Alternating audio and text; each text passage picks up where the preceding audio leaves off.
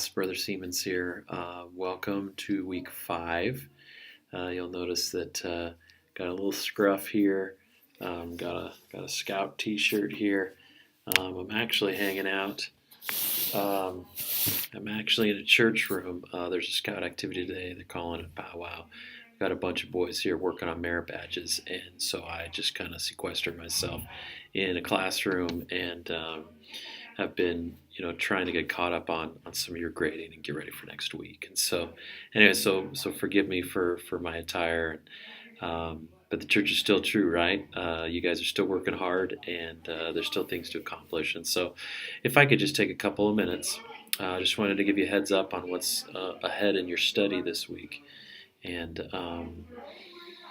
so as you look ahead to Helaman, the first half of the book of Helaman, you're probably aware that prophets have made the comments that the book of Helaman is actually a type of what will happen before the second coming. And so, with what happens in with the Nephites and everything, and the Gadian robbers and the intrigue in the government, the things that are rolling forth, similar things will be happening leading up to the second coming of the Messiah and our dispensation. And so, as you begin to read this book, just kind of be aware of that when you see the Gadian robbers run around, and maybe what the Nephites did to try to thwart them. When you see how prophets and fathers gather their children together and remind them, of what they're about. I'm hinting at the chapters 4 and 5 of Helaman. About how they're supposed to remember who they are and what they've been named after. During times of trouble, families pull together, right, and they draw strength from each other, and they refocus on what's really important. You have that fun story also in there, where you build up the tower and you have the people, Nephi's praying, and they're like, man, what's wrong with that guy? Why is he praying that way? And he gets up and he's like, oh, so you gathered, right? You want to hear something I have to say?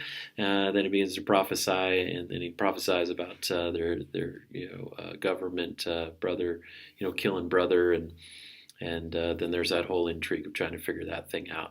What's super interesting, let me pull this up on my phone real quick, is chapter 10. So I know you're only reading through chapter 9 of Helaman, but what just really saddens me and just blows my mind. So you have this whole story about how Nephi basically says, look, I'm a prophet, and he doesn't say it, but he shows it by what he was able to prophesy of what happened, and you're going to ask the brother, and he's going to respond in this way, and everybody's going to understand, right, that he's this prophet. And so, even though this isn't part of your reading, so sad. Chapter 10, verse 1 says, "And it came to pass that there arose a division among the people, insomuch that they divided hither and thither, and went their ways, leaving Nephi alone, as he was standing in the midst of them."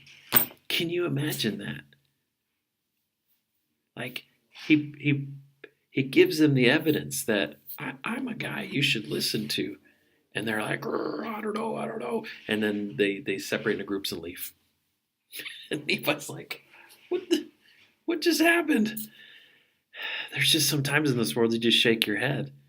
The believers, you that are trying to do what's right, you have all this evidence that the life is good, and God is there, and he's real, and the scriptures have power, and you can even show that, and people could even go, that's amazing, but I'm going to do whatever I want.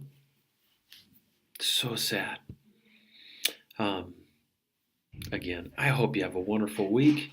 As you study, just keep in your mind, this is going to be happening in the future. What did they do? What can I do? And prepare yourself. And as you're prepared, you don't need to fear. So God bless you. Have an awesome week, and we'll see you. We'll see you next week, or you'll see me next week. We'll see you.